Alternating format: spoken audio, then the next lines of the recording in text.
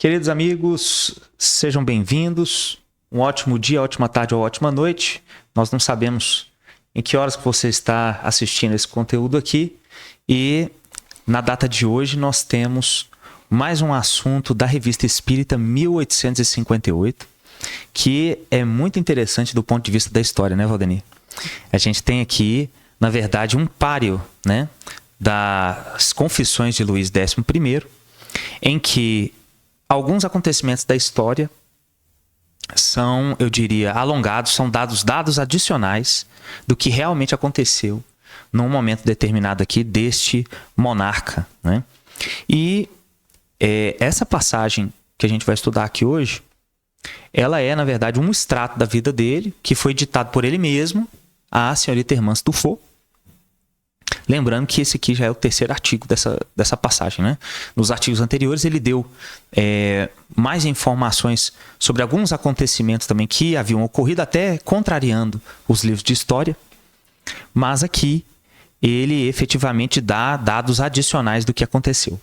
E esse assunto aqui especificamente, como o pessoal está aí em casa aí pode ver, hoje é o assunto o envenenamento do Duque de Guienne. Né? Acho que é assim que fala. Acho que sim. Bom, se eu não estiver falando certo aí, pessoal, vocês podem comentar aí, tá certo? Aí nos cards aí de comentários aí. Mas aqui, Valdemir, o que é interessante aqui, antes da gente adentrar efetivamente esse assunto, eu queria esmiuçar um pouco esse conhecimento do seguinte, que algumas vezes a espiritualidade, às vezes é permitido a espiritualidade complementar alguns elementos da história, dar dados adicionais, não é isso? E, como esse caso aqui especificamente, alongar pontos de história em que normalmente não estão totalmente esclarecidos. Isso já aconteceu aqui no Brasil. A gente tem que se recordar, por exemplo, daquele caso, inclusive tratado pelo perito Perandreia, né? Só recordo o sobrenome dele, em que nós temos, inclusive passa também no livro do Marcel Souto Maior, As Vidas de Chico Xavier, em que Francisco Cândido Xavier recebeu uma carta complementando informações de uma determinada morte, né? Aconteceu uma morte lá entre dois amigos lá, e ele falando que, né, o espírito falando que o amigo não era o culpado efetivamente, que aquilo ali estava dentro dos elementos previsíveis da vida e, sobretudo, das determinações maiores da lei de ação e reação. Isso aqui já aconteceu no Brasil também. Olha só, tem uma finalidade, tudo tem uma finalidade. Então nós vamos abordar inicialmente alguns pontos que são fundamentais. Rei Luís XI, né? Sim. O 11º. Muito bem. Vejo que é uma figura de destacada importância. Seria a figura, na época, mais eminente. Ou seja, é aquela pessoa que tinha a maior gama de responsabilidades. Ele nasceu em 1423, morreu em 1483, ou seja, com 60 anos de idade. Nesses 60 anos de idade, 22 anos como rei. E, logicamente, nota-se aí uma tarefa muito grande para que esse espírito desenvolvesse junto à população. Então, não é porque encerrou uma vida física que a responsabilidade cessa. Nós somos responsáveis por tudo aquilo que nós fazemos, tudo que nós fizemos, e por todo o mal oriundo do bem que nós não fizemos. Então, por que alguns séculos depois, o Luís XI, ele retorna nas mesas girantes, né, nos fenômenos das mesas, dando uma comunicação com uma médium junto a Allan Kardec. Então nota-se que ele era um espírito que tinha, sim, uma gama de conhecimento já mais elevada, um pouquinho do que os demais, uma responsabilidade muito grande que ele estava assumindo ali, talvez no intuito de compartilhar ou de colaborar, ou melhor, colaborar com a obra do Cristo e minimizando os atos pretéritos que a gente vai ver pela história que não foram os mais acertados. Então, tudo tem um porquê, tudo tem a sua razão de ser, e ninguém está numa posição de destaque como essa, assim aleatoriamente. Então, há sim todo um contexto por trás, toda uma responsabilidade e todo um cenário que precisa ser estudado. Então, aqui nós vamos ver alguns pontos sobre a vida dele, nesse instante, mas a gente já sabe, então, que é um espírito endividado e que estava ali colaborando com a terceira revelação, justamente no intuito de minimizar seus danos pretéritos e consequentemente, alçar voos na sua escala evolutiva. E minimizando por meio do trabalho e do esclarecimento. Exato. Bacana. Bom, pessoal, a gente vai fazer a leitura aqui desse artigo, Envenenamento do Duque de Guienne, mas, como eu sempre digo, você pode acompanhar aí, tá certo? No card de inscrições e de descrição desse vídeo aqui, você entra lá no site Vinhas do Senhor e pode ler a Revista Espírita em todas as suas 12 edições. Vou fazer a leitura, tá, Valdeni? Beleza. E a gente vai também comentando alguns pontos, até mesmo das dificuldades da vida desse monarca, né? Ele começa assim: em seguida, ocupei-me da Guienne. Odette Adieu, senhor de Lescun, que se havia indisposto comigo, fazia os preparativos da guerra com uma atividade impressionante. Era com muita dificuldade que alimentava o ardor belicoso de meu irmão, o Duque de Guienne. Tinha de combater um adversário temível no espírito de meu irmão, a senhora de Thouars, amante de Carlos, Duque de Guienne. Essa mulher nada procurava, a não ser tirar vantagem do império que exercia sobre o jovem duque, com vistas a dissuadi-lo da guerra, não ignorando que esse conflito tinha por fim o casamento do amante. Então a gente vê aqui já todo um engendramento de acontecimentos, né, que podem levar à verdadeira ruína do espírito mesmo, isso aqui. Porque aqui a gente está envolvendo traição, questão emocional e envolvendo inclusive guerras, né, que é uma coisa gravíssima, né? Queria que você comentasse isso pra gente, sobretudo assim, o que pode acontecer assim do ponto de vista dos espíritos tomarem decisões como essa, porque quando a gente vem nos poderes, nas potestades do mundo, nós temos mais responsabilidade. Sim. Não é assim? Uhum. Qual que é a diferença dessas responsabilidades entre, por exemplo, quem vem nas questões humildes do mundo e quem vem nos poderes do mundo e acaba tomando decisões como essa aqui? Olha, eu creio que tudo seja educativo. Para o espírito que está ali vivendo aquela prova, não é nada mais do que algo que vai lhe dar experiência, vai lhe desenvolver a capacidade de raciocínio e vai também expor aquilo que ele tem dentro de si. Se é um lado mais levado para o bem ou mais levado para o mal, mais levado para o orgulho ou mais levado para o âmbito geral, a empatia, a simpatia, né? Então, vamos ver, a gente tem que analisar o contexto, em que época que isso estava acontecendo. Então, era uma época recuada no nosso tempo em que os hábitos eram totalmente diferentes. Então, conquistar fazia parte do reinado ali, conquistar, sempre agrupar, juntar fortunas. Uhum.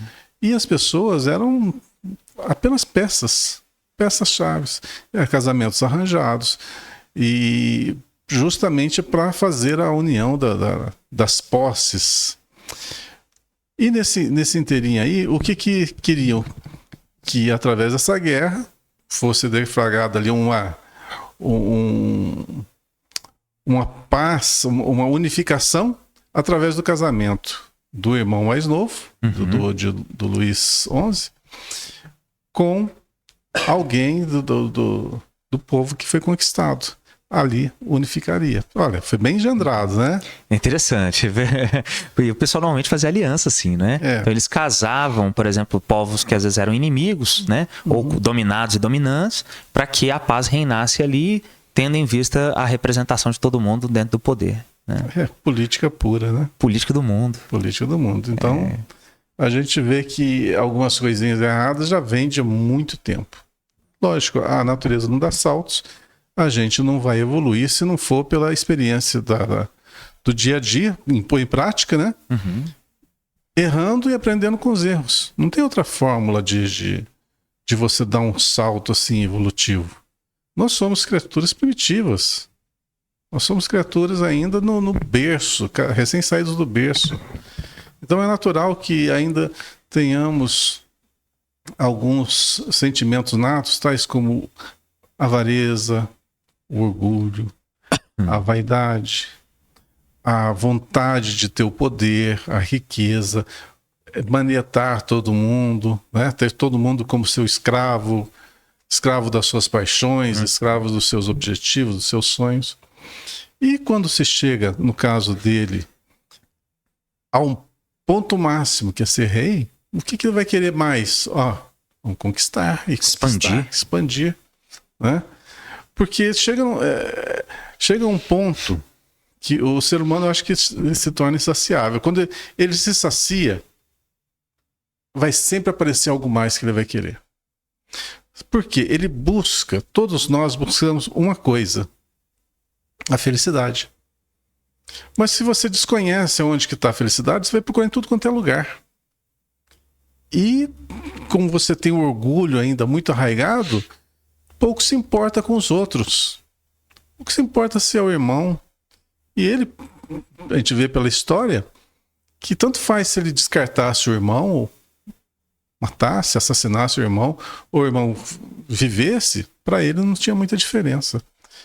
Então, nota-se que, por dedução, né,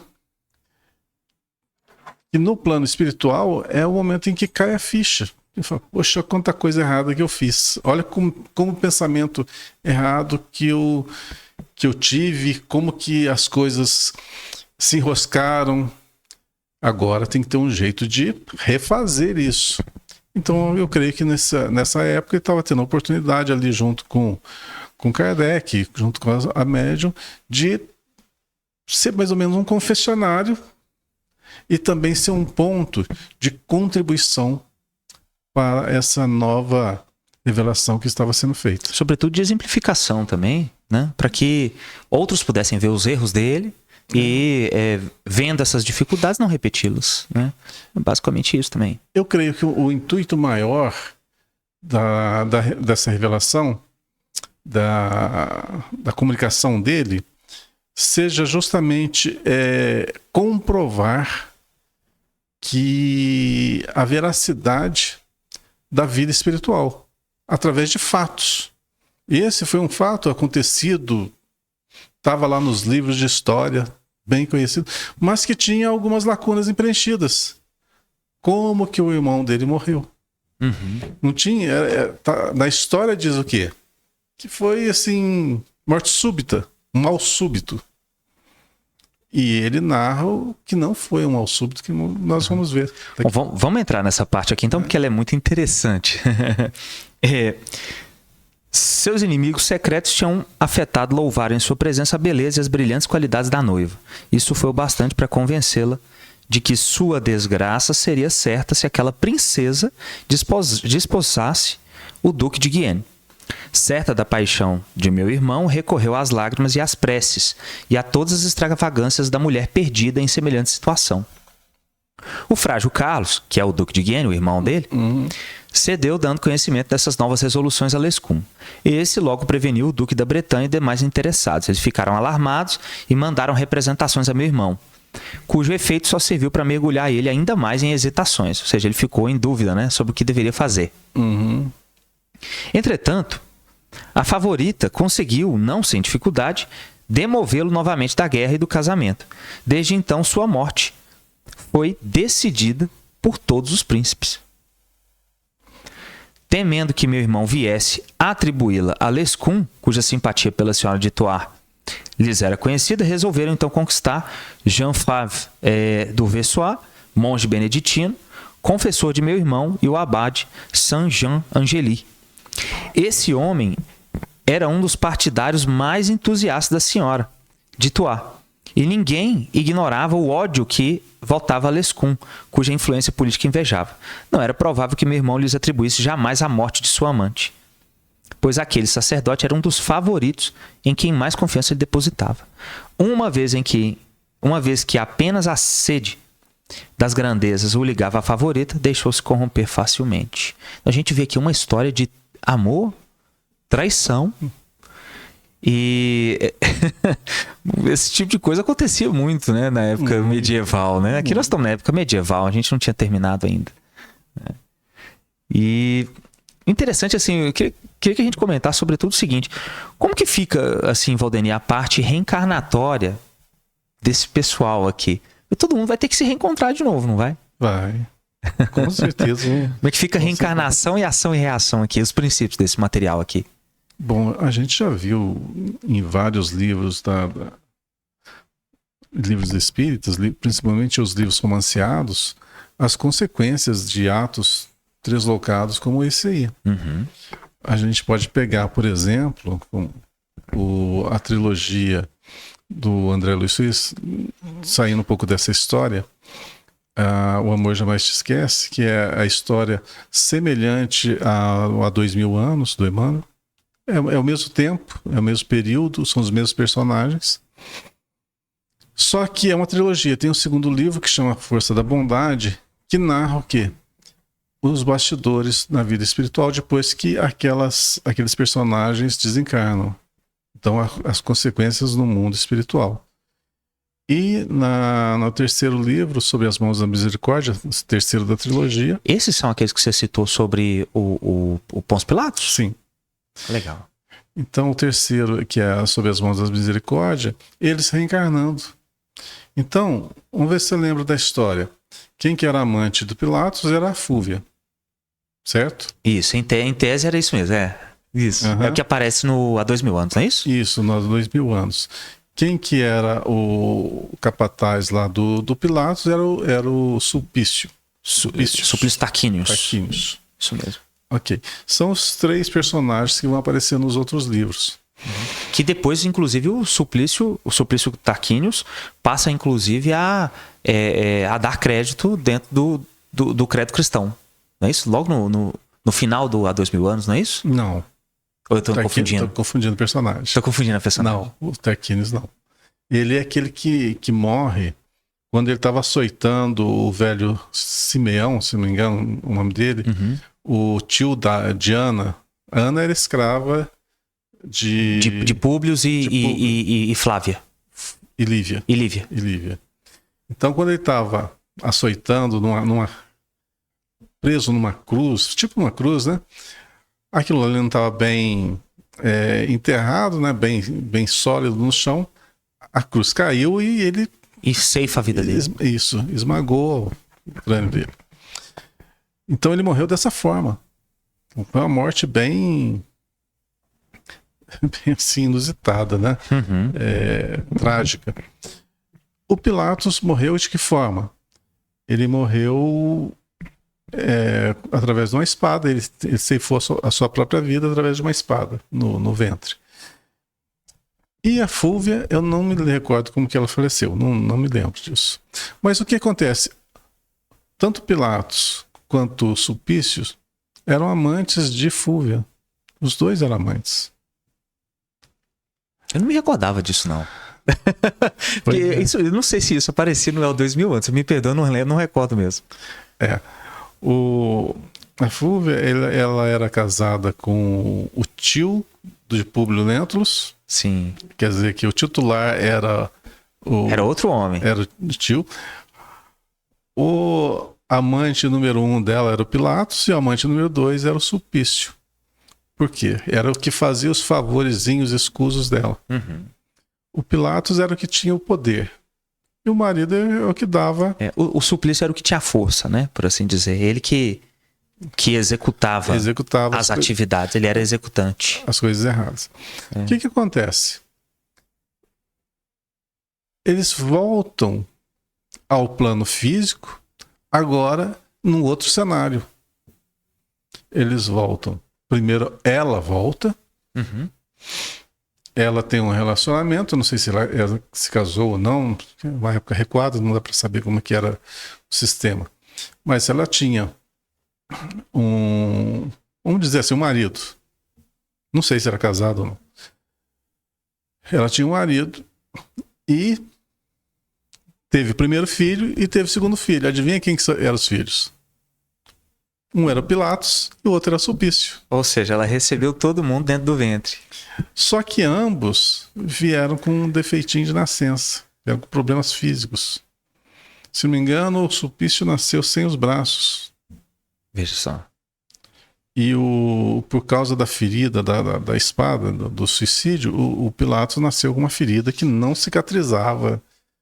Que aquilo ali era o tormento da vida dele.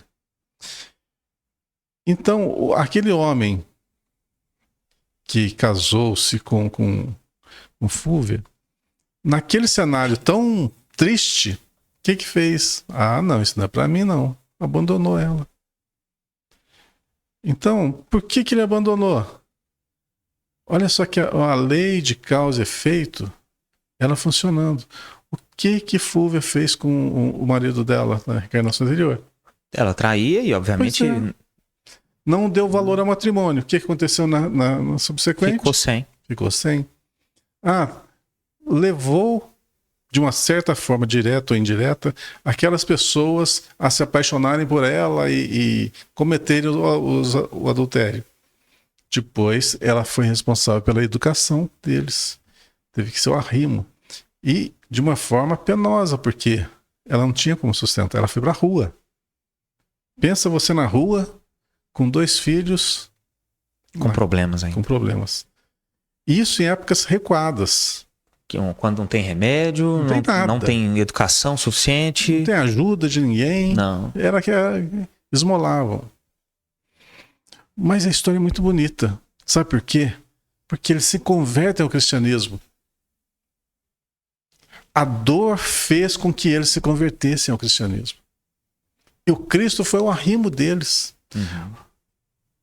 Na época há 2000 anos, estavam nem aí para nada. Lembrando que Pilatos foi quem lavou as suas mãos, responsável pelo que aconteceu com Jesus. Responsável pelo bem que ele poderia ter feito e se ausentou. Uhum. Aquilo que você comentou. Então, agora, veja que... vamos voltar na história agora... Do envenenamento do Guiane. Luís XI. Luís XI. O que vai acontecer? Os mesmos personagens vão retornar em outras encarnações. Como vai ser a ligação deles? Pode ser das mais diversas. Um pode ser pai, outro filho, um pode ser mãe, outro marido, não sei. Não dá para saber o planejamento. Mas que uma coisa é fato. O ódio ata os espíritos uns aos outros. Então, com certeza, enquanto você não romper todas as amarras que te unem aos teus inimigos, você nascerá com eles a tiracolo. Seja como amigo, seja como irmão, seja como pai, seja como mãe. E nos casos piores de todos, como siameses, ou seja, grudados no próprio corpo. Uhum. Então veja que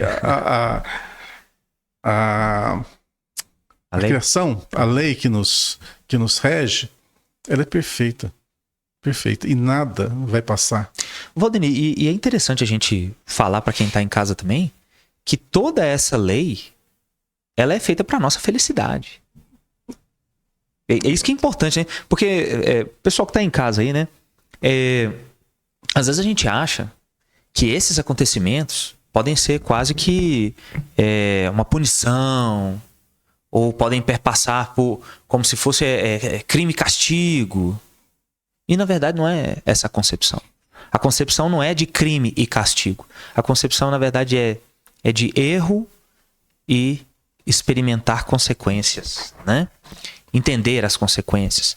Saber, sobretudo, lidar com aquilo que você escolheu. Não é isso? A nossa vida é de educação mesmo, é aprendizado. E quando o aprendizado se dá, o castigo é desnecessário. É sistema educacional, né? Porque, olha, volto de novo na história lá. O Pilatos, já naquela nova reencarnação dele, ele foi crucificado porque anterior ele praticamente mandou o Cristo para a cruz. Não. Crucificado ele não foi. Naquela lá ele não foi, né? Não foi em nenhuma das encarnações ele foi crucificado. Por que deveria ser? Por quê? Ele foi responsável? Talvez indiretamente. Indiretamente. Poderia ter defendido com mais veemência, mas aquilo ali já estava tudo planejado, não ia mudar. Não ia mudar. Então, ele não precisava passar por aquilo, olho por olho, dente por dente. O que a história fez? Fez com que ele aprendesse. Aprendida a lição, desnecessário castigo. Então, isso chama-se misericórdia. Deus não trabalha com castigo. Deus trabalha com correções e orientações. Exatamente. Bacana. Pessoal, vou continuar a leitura aqui pra gente ir comentando também, Valdeni. A gente vai entrando num assunto e vai longe, né, nele. Até meia-noite até. Bom, há muito tempo eu vinha tentando seduzir o abade, mas ele sempre repelia minhas ofertas, deixando-me todavia a esperança de um dia alcançar esse objetivo. Compreendeu facilmente a delicada posição em que se meteria ao prestar aos príncipes o serviço que esperavam dele. Sabia que nada lhe custava desembaraçar-se de um cúmplice. Por outro lado, conhecia a inconstância do meu irmão e temia tornar-se sua vítima. Para conciliar sua segurança com seus interesses, determinou-se por sacrificar o seu jovem senhor. Ou seja, então, eles determinaram o sacrifício do Guienne. Tomando esse partido, tanto tinha chance de sucesso quanto de fracasso. Para os príncipes, a morte do jovem duque de Guienne deveria ser resultado do desprezo ou de um incidente imprevisto. Mesmo que fosse imputada ao duque da Bretanha e a seus comparsas, a morte da favorita passaria, por assim dizer, despercebida, pois que ninguém teria descoberto os motivos que lhe conferiam uma importância do ponto de vista político. Ou seja, toda uma trama de traição, poder e questões emocionais. E indivíduos semelhantes, né? Indivíduos semelhantes.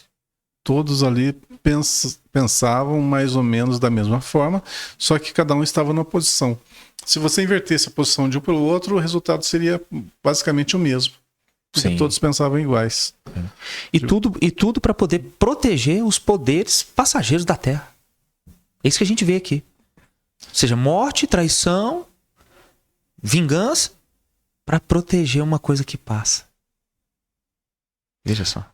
Menos de 600 anos, isso. Menos de 600 anos. Menos de 600 anos, quer dizer, muito pouco tempo. Quer dizer que nós evoluímos bem nesse inteirinho. Claro. Mais ou menos, né? Não, vamos falar sério. Evoluímos bem, nós obviamente. evoluímos bem, sim. Evoluímos bem. Tem alguns nichos, logicamente, que estão aí bem atrasados, mas a grande maioria teve uma ascensão. Né? Tanto na questão educacional, quanto intelectual e também moral. Perfeito.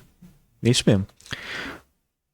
Bom, dando continuidade então, mesmo que fosse imputado, né, havia falado, né, a questão do ponto de vista político, admitindo-se que se pudesse acusá-los da morte do meu irmão, achar-se-iam expostos aos maiores perigos, porquanto teria sido de meu dever castigá-los rigorosamente. Sabiam que não era boa vontade que me faltava, e nesse caso o povo se revoltaria contra eles. O próprio duque de Borgonha, alheio ao que se tramava em Guienne, ver-se-ia forçado a aliar-se a mim, sob pena de ser acusado de cumplicidade. Mesmo nessas últimas hipóteses, tudo teria saído a meu favor. Eu poderia fazer que declarassem Carlos o temerário, criminoso de lesa majestade, e levar o parlamento a condená-lo à morte como assassino de meu irmão. Essas condenações, chanceladas por aquele importante tribunal, tinham sempre grandes resultados, sobretudo quando eram de uma legitimidade incontestável. Veja só, ainda mexendo com os poderes do mundo para poder imputar a culpa, sobretudo em outros também. Lembrando que nós estamos na época da Inquisição, né? Sim. Época da Inquisição. Época em que mais pessoas morreram envenenadas na história da humanidade foi nessa época aí. E tanto é que o envenenador aí foi o abade. Era um religioso. Era um religioso. Então, na história da igreja nessa época foi bem tenebrosa. Foi bem tenebrosa. E, bom, não convém retratar também isso nesse podcast que nós estamos fazendo. Mas o que eu queria salientar sobre a questão do abade é o seguinte: a pessoa pode ser religiosa, mas a religiosidade não entrou nela. Então é só uma figura. Quando que um religioso vai se importar mais com as coisas do mundo do que com as coisas de Deus? Então, olha, aí é pura política. O que aconteceu na época da Inquisição foi pura política, foi puro poder, né? O poder pelo poder, pela força, não importa o outro. Foi a época sangrenta, a época negra da história da humanidade, foi essa época. Então essa história ainda ela é muito romântica, perto das que a gente já veio a saber sobre a Inquisição. Né? Vou dar só uma dica para vocês não lerem, não leiam esse livro que eu vou falar, mas é um livro que a título histórico seria muito bom, que é A Noite de São Bartolomeu. Noite de São Bartolomeu, se não me engano, é do Conde John Wilmot Rochester, e que retrata aquela fatídica noite em que os católicos massacraram milhares de protestantes. Sim. Então vejam que nada é contra a religião. O catolicismo não tem nenhuma culpa. O protestantismo não tem nenhuma culpa. Quem tem culpa são os homens. E esses homens que estavam lá, nessa época, éramos nós. Nós fomos vítimas, nós fomos algozes. Graças ao bom Pai, tivemos misericórdia de hoje estarmos aqui presentes, relatando isso, como se fosse coisa de outras pessoas, né? Feitos de outros. Não, éramos nós mesmos, os protagonistas, os personagens. Vivemos essa época, sim. Manchamos com sangue a nossa história, sim. Então, se hoje as coisas na nossa vida não estão adequadas conforme nós queríamos, é porque ainda temos muitos resgates a ser realizados que estão impressos na nossa consciência. E aí a gente não consegue ser feliz. Então está na nossa matriz. Por quê? Por causa do nosso passado culposo. Então, o Luís XI aí, ele teve uma grande oportunidade de contribuir com o nascimento do Espiritismo, né? E, consequentemente, amainar um pouco, né? Aquela gama de responsabilidades que pairava sobre seus ombros.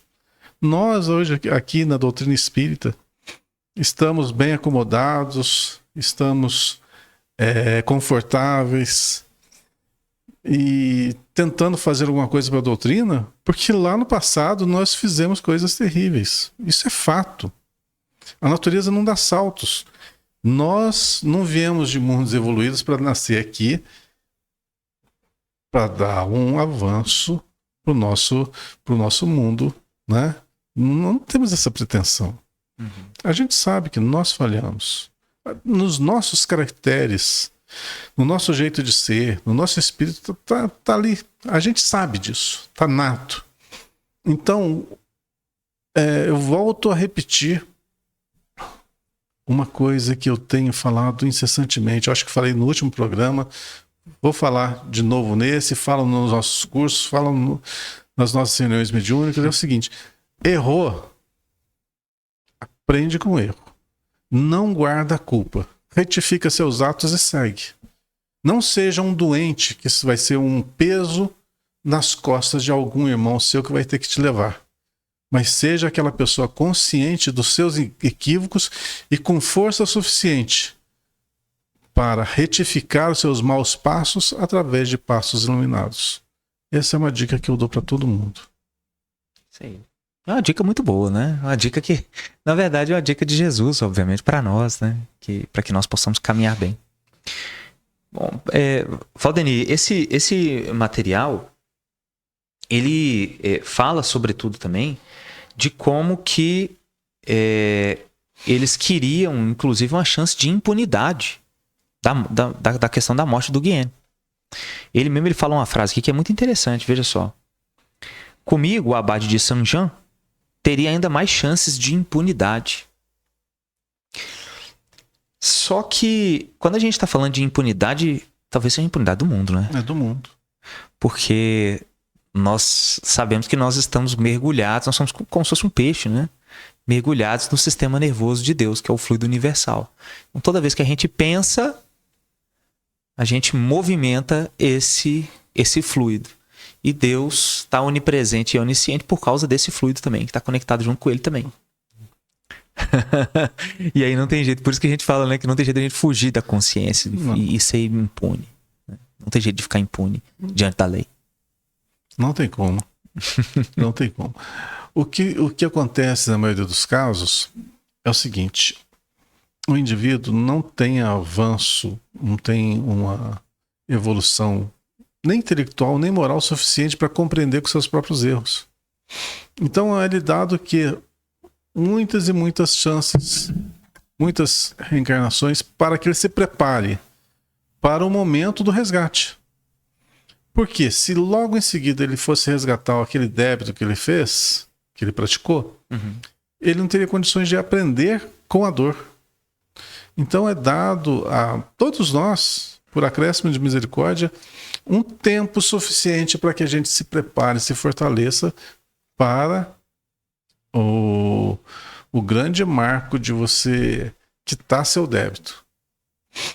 Tem uma história contada, se não me engano, pelo irmão X, de um circo em 1961 que pegou fogo lá no Rio de Janeiro. Já ouviu essa sim, história? Ouvi, sim. Então, aquelas pessoas que morreram pisoteadas pelos animais ou queimadas pela lona plástica que se incendiou do circo, Sim. eram aquelas pessoas que estavam nas arquibancadas dos circos romanos. Das piras humanas. E rindo, se divertindo com o martírio dos cristãos nas arenas. Então, olha quanto tempo, em 1961. Isso aconteceu lá no ano 1, 2, século 1, 2, 3, até o século 3, né? Como é que era o nome daquele circo? Você falou? Circo que pegou fogo, não é isso? No Rio de Janeiro, em 1961. Pesquisar aqui, pessoal. É o incêndio no Gran Circus norte-americano ocorrido em Niterói. Foi em Niterói. Rio de Janeiro, 17 de dezembro de 1961. Foi a maior tragédia circense da história, resultando em 503 mortos e mais de 800 feridos. O fogo começou durante a apresentação, em um momento de grande expectativa do público, e rapidamente se alastrou, destruindo o circo em poucos minutos. Por causa que a lona era plástica.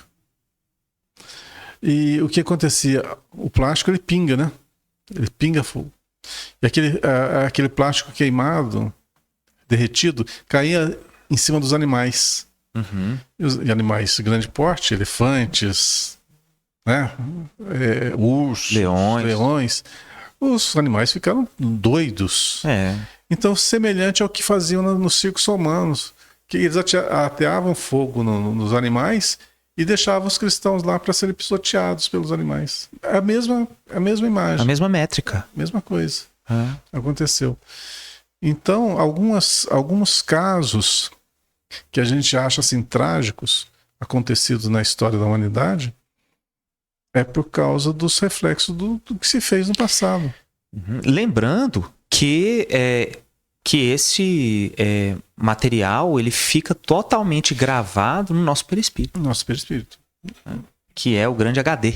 Exatamente. É o grande HD. Mas só para concluir, veja o espaço de tempo. Quantos e quantos séculos necessários para que aquele pessoal se preparasse, né, tanto intelecto quanto moralmente, para poder, a partir daquele desastre, daquela tragédia, não se revoltarem. Porque o comum é ficar nesse ciclo vicioso.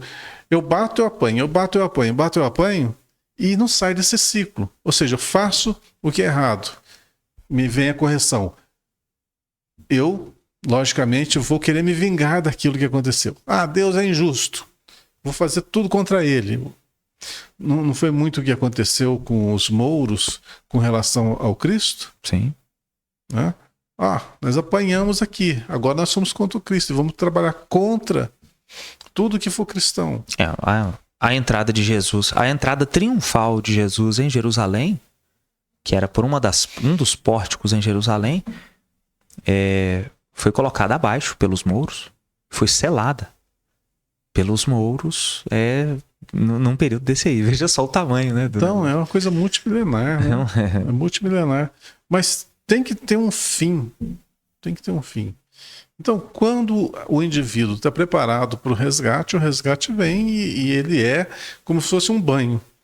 Como se fosse uma limpeza total no seu perispírito e a quitação da dívida. Nós temos na literatura espírita muitos e muitos casos semelhantes. Uhum. Se a gente fosse narrar um por um, a gente vai ficar muito extenso o nosso programa. Só para que nós possamos terminar aqui, então, já porque nós já estamos chegando quase no nosso tempo de extensão proposta de programa, ele fala que o serviço era de prestar-me, era da maior importância, sobretudo naquele momento. E era uma liga formidável que se formava, da qual o Duque de Guienne era o centro. Deveria perder-me infalivelmente. A morte do meu irmão era a única coisa, né, o único meio de destruí-lo e salvar-me. Ele ambicionava o favor de Tristão, o eremita, e pensando que por esse meio conseguiria elevar-se acima dele, ou pelo menos partilhar das minhas boas graças e da minha confiança com ele. Aliás, os príncipes tinham cometido a imprudência de deixar-lhe nas mãos provas incontestáveis de sua culpabilidade. Eram diferentes escritos. Como estavam naturalmente concebidos em termos muito vagos, não seria difícil substituir a pessoa do meu irmão pelo de sua favorita, que não era designada senão pelo termo subentendido. Entregando-me esses documentos, ele afastaria de mim qualquer tipo de dúvida sobre a minha inocência. Livrar-se-ia, assim, do único perigo que corria ao lado dos demais príncipes, provando que de forma alguma eu estava envolvido no envenenamento, e eu deixava de ser cúmplice e me retirava de qualquer interesse. É um plano perfeito. Então, um plano perfeito, então, de envenenamento. E aí, interessante, né, que como que uma comunicação espiritual pode contribuir tanto nos livros de história, né? E a espiritualidade, obviamente, permitiu que isso aqui acontecesse também, com a finalidade instrutiva. Sim. Né? Sempre com a finalidade instrutiva. Sim. Porque esses casos não são comuns. São muito incomuns. São raros, raríssimos. Por quê? Lógico, a história da humanidade tem que ser escrita pela humanidade. A humanidade física tem que ser escrita pela humanidade física. Então, já pensou se tudo que nós fizéssemos durante a nossa vida fosse revelado depois do nosso desencarne? O que seria construtivo isso para nós? Na verdade, isso seria destrutivo, né? Porque Totalmente. a maioria de nós não está pronto para poder facear a si mesmo. Exato. Um ou outro, que é coisa mínima, vai estar, logicamente, se beneficiando disso, mas a grande maioria não, vai se revoltar. Né? É a sua privacidade, é a sua vida, é o seu livre-arbítrio, e isso tem que ser respeitado. Né? Eu errei, tudo bem, mas tem que ser respeitado, porque foi me concedido. Por quem? Por Deus. Quem que vai contra? Quem que vai contra Deus? Ninguém vai. Não tem jeito. Não tem como ir contra Deus. Então, se eu tenho meu livre-arbítrio e eu fiz tudo de errado, mas a responsabilidade é minha. Então, se alguém tem que jogar tudo no ventilador, sou eu, não outra pessoa. Imagine se tudo fosse revelado. No caso aqui, quem que fez a confissão? O próprio. É porque a gente vê, quando ele cita e relata tudo isso aqui, a gente vê ele como ele é o idealizador de tudo isso aqui. Ele é o mandante da morte. E ainda falo mais uma coisa. Aposto que o Abade estava ali junto. Sim. Porque ele está falando quem que foi a pessoa que realizou o crime. Então, se ele também não tivesse Macomunado? Como é que eu falo? Surgiu a palavra. É a idade, vai chegando. Confirmado, né? Se ele não tivesse aprovado, dado a permissão permitido, olha só. Permitido. Uma palavra tão simples sumiu. Se eu não tivesse permitido que isso acontecesse, não aconteceria. Porque você está entrando na vida de outra pessoa. Uhum. Então eu creio que todo aquele grupo ali já tivesse reencarnado algumas vezes e polido suas arestas e ter se ajustado.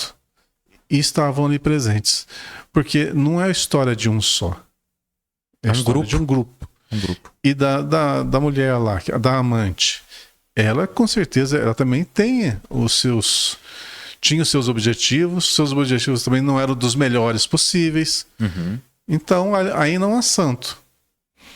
E como está se desnudando a história de todos eles, eu creio que passou-se quantos séculos? 4 séculos. Com certeza eles já devem ter se alinhado um pouco. Sem a permissão deles, eu acho que... Acho não, tenho certeza que não teria acontecido essa revelação. Essa revelação, né? Uhum. Para quem tá em casa aí, a gente vai falar aqui o que aconteceu efetivamente. Que até agora a gente tá falando de envenenamento do Duque, o que aconteceu. A gente comentou muito, mas aí vamos entrar na parte aqui. Vamos lá. Henri de la Roche, escudeiro do Duque, encarregou-se de mandar preparar um pêssego que o próprio abade ofereceu à senhora de Tours, quando merendava à mesa com meu irmão. A beleza desse fruto era notável.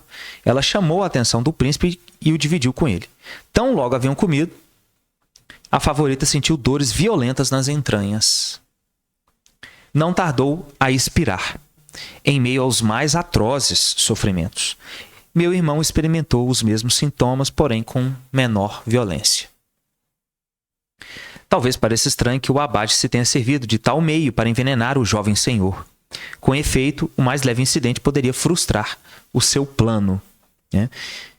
Impressionada pela beleza do pêssego, era muito natural que a senhora de Tours fizesse com que seu amante também a admirasse, oferecendo-lhe metade. Ele não poderia deixar de aceitá-la e de comer um pouco, fosse ainda por complacência.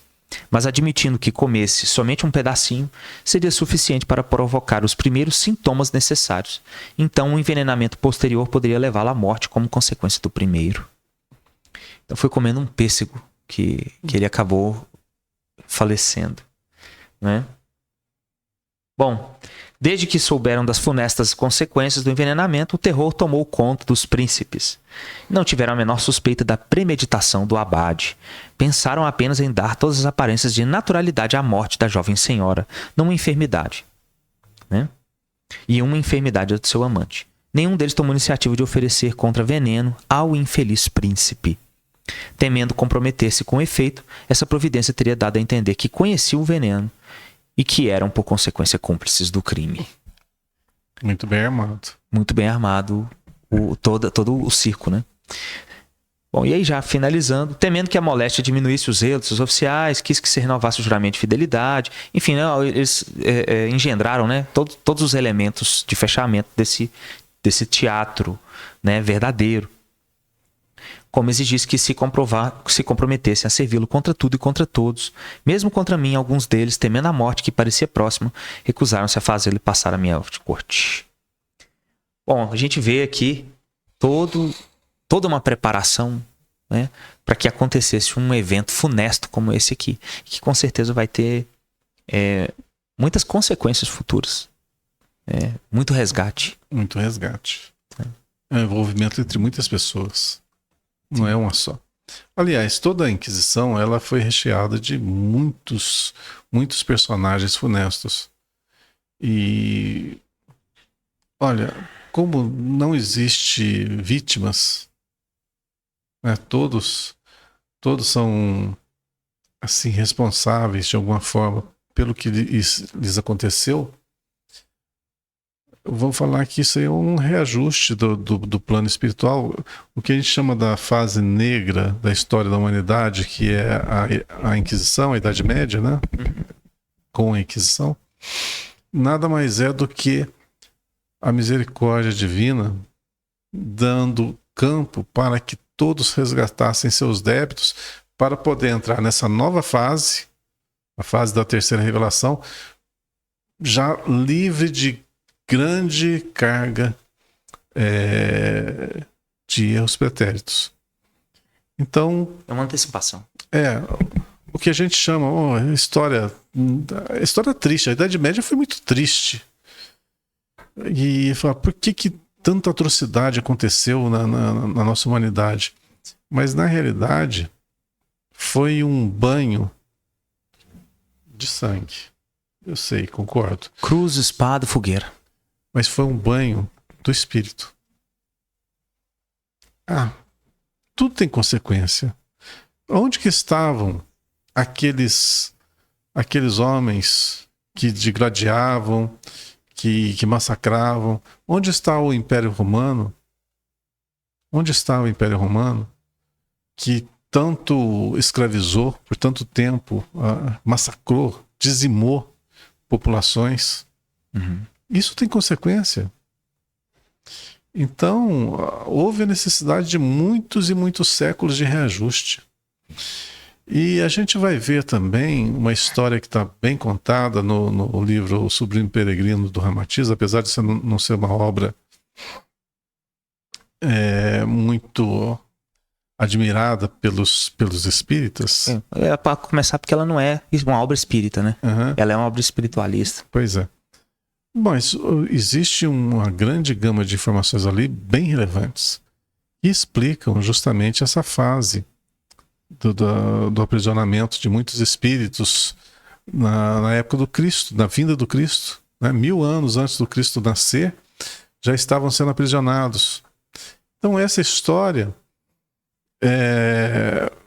vem a esclarecer a Idade Média, que quando esses espíritos são libertados e voltam ao plano físico e nascem com aquele sentimento de revolta, de oposição ao Cristo, para demover a obra cristã, e eles se infiltram na igreja nascente e modificam tudo, resulta na Inquisição e por aí vai afora. É uma longa história.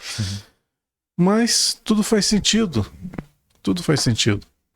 Mas de tudo mesmo, o que é o mais importante? O mais importante é a gente saber que nossos erros têm conserto. Nós não fomos criados para o equívoco, nós fomos criados para a luz, para o bem. Na fase infantil do nosso espírito, natural que errássemos e aprendêssemos com o erro, como uma criança que cai e se levanta, se cura, se levanta e segue. E nós estamos agora no que eu chamo da fase do despertar. Estamos começando a abrir os olhos e entender a grandiosidade da vida. Muitos ainda não abriram os olhos, e a gente tem que respeitá-los, porque eles vão ter o seu tempo. Mas para aquele que já abriu o olho um pouquinho, enxergou o que é a vida, da responsabilidade até do seu pensar, você tem responsabilidade, aí você já muda de postura. Se a sua fala, o seu pensamento, a sua ação, tudo tem consequências, lógico, se você pautar tudo pelo bem, o resultado vai ser grandioso. Mas se pautar para o mal, vai ser terrível. A colheita muito negativa. Mas que a gente saliente o quê? A proporcionalidade. Tudo que você faz no bem, você recebe em contrapartida. Então, se quer ser feliz, tá aí a fórmula. Boa nova. É isso aí. Bom, pessoal, a gente vai ficando por aqui. Já estamos com 1 hora de encontro. A gente foi falando aqui e deu pra gente terminar esse assunto revelatório dos livros de história, revelado aqui nesse caso por meio da literatura espírita, na época de Kardec, aqui trazida pela Revista Espírita. Para quem quiser ler esse assunto, como eu disse no início do nosso vídeo, no nosso card descritivo desse vídeo, você encontra a Revista Espírita lá no www.vinhasdosenhor.com. Aí lá você clica em downloads, não é isso, Valdenir? Isso. O Valdenir, inclusive, é um dos nossos organizadores do site, né? Um dos nossos articulistas também. Tem muito artigo do Valdenir lá também para ler, né, Valdenir? Uma coisinha. Sobretudo da Boa Nova. E a gente vai ficando por aqui com essa mensagem consoladora, né, de seguir a Boa Nova, seguir o Cristo e saber também que a gente está aqui para ser feliz. Isso que o Valdenir falou é importantíssimo. A gente não veio aqui para ficar triste, ou para a gente ser rebelde com o mundo, ou com Deus. Revoltado. Ou revoltado conosco mesmo, que a vida não está como a gente gostaria. Se os acontecimentos chegaram até nós, é porque eles são necessários para nós. Nada é não providencial ou sem uma finalidade dentro do mundo que Deus criou pra gente, né? Lembrando que Deus é perfeito, ele não erra. Ele não erra. A gente erra. A gente erra. Pessoal, vamos ficando por aqui. Muito obrigado pela sua audiência. E como eu sempre digo, compartilha esse vídeo com quem está precisando. Tem muita gente por aí precisando de amor, de consolação e de esclarecimentos como esse aqui, que a gente traz de forma muito humilde, obviamente. Nossos corações são também muito limitados, não é isso, Valdenir? E a gente fala de forma limitada também, mas a gente sempre tenta trazer para vocês a notícia boa de consolação e de esperança que o Evangelho é. É isso que a gente está fazendo aqui. Com certeza. Isso aí. E lembrando que o nosso intuito não é adentrar mais a fundo no que a Revista Espírita está abordando, mas sim trazer o conhecimento dela para a aplicabilidade no nosso dia a dia. Porque muitos vão falar, mas vocês fogem tanto do assunto, né? A questão não é essa. A gente não está aqui para aprofundar o estudo da Revista Espírita. Uhum. A gente está para fazer um paralelo daquele conteúdo, daquele aprendizado, logicamente aplicando na nossa vida, que é o mais importante. É viver o Cristo, vivência cristã. Exatamente. É isso aí. Pessoal, obrigado. Ave Cristo, como eu sempre digo. A gente se vê por aqui no Service Podcast. Deixa o seu like aí pra gente, é muito importante. E se inscreve aí já pro próximo vídeo. Já vou dar um spoiler aqui logo aqui pro pessoal, tá? Henri Martim, comunicações extracorpóreas. Esse é o nosso próximo assunto. Então, se você estiver interessado e ficou aqui até o fim, já está sabendo o próximo vídeo aí. Ativa o sininho, as notificações. A gente se vê já já. Um abraço.